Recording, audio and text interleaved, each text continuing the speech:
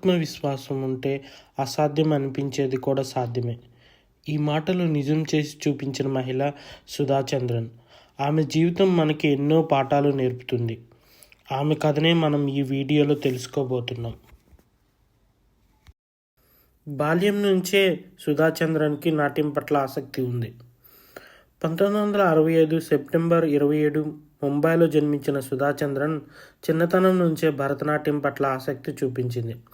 పాఠశాల తర్వాత సమయం దొరికినా దొరకకపోయినా అద్దం ముందు నాట్యం చేయడం ఆమెకు ఆనందం. నాట్యం నా ఊపిరి అని ఆమె అప్పటి నుంచే చెప్పింది. 1981లో కేవలం 16 ఏళ్ల వయసులో ఆమె తిరుపతి యాత్ర నుండి వస్తుండగా ఘోరమైన బస్సు ప్రమాదం జరిగింది. అందులో ఆమె కాలు తీవ్రంగా గాయపడింది. తగిన చికిత్స లేకపోవడంతో ఆమె కాలు తీసేయాల్సి వచ్చింది.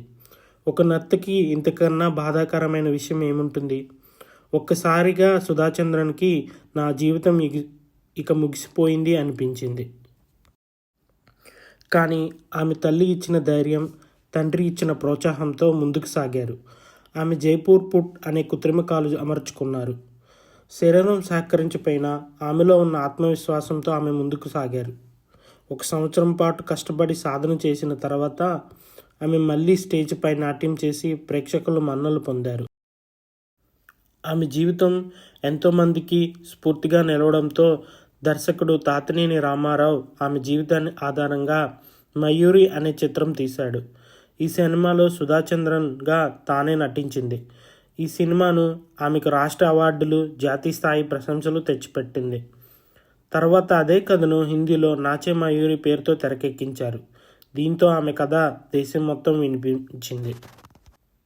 సుధా చంద్రన్ నటిగా అనేక సీరియల్లో, సినిమాల్లో మెప్పించింది. ప్రత్యేకంగా కహీనా కిస్ రోజ్, నాగిని వంటి హిందీ సీరియల్స్లో ఆమె నటన గుర్తుండిపోయింది. అదే సమయంలో నృత్యకారిణిగా, ప్రేరణాత్మక స్పీకర్గా అనేక మందికి ఆమె ధైర్యాన్ని, ఆశను నింపారు. ఆమెకు అనేక పురస్కారాలు లభించాయి. పాఠ్యపుస్తకాల్లో కూడా ఆమె కథను చేర్చారు.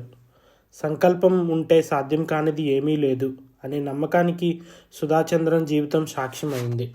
సుధా చంద్రన్ జీవితం మనకు నేర్పింది ఒకటే: ప్రతి గాయం ఒక కొత్త బలం ఇస్తుంది. సుధా చంద్రన్ లాగా మనము మన కష్టాల్ని విజయానికి పునాది వేయాలి.